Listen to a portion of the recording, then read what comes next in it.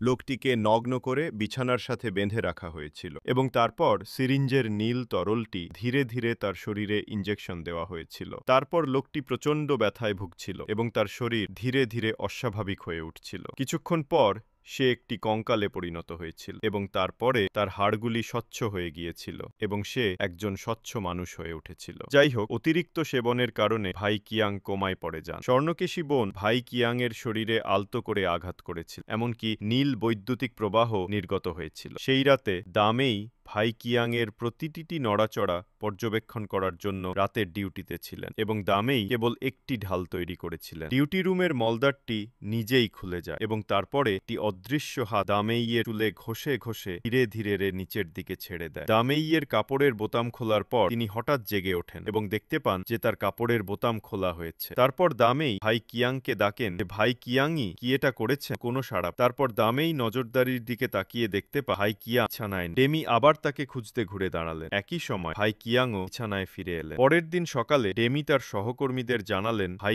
ভাই কিয়াং এর প্রাক্তন বান্ধবী হিসাবে সিস্টার জিনফা বিশ্বাস করতেন না যে ভাই কিয়াং এমন কাজ। দাশান ভাই কিয়াং এর সাথে কথা বলার পরিকল্পনা করে ডেমি তাকে থামিয়ে দিয়েছিল, কারণ ভাই কিয়াং এই পরীক্ষার নেতা। যদি কেউ তাকে অসন্তুষ্ট করে তাহলে তাদের পক্ষে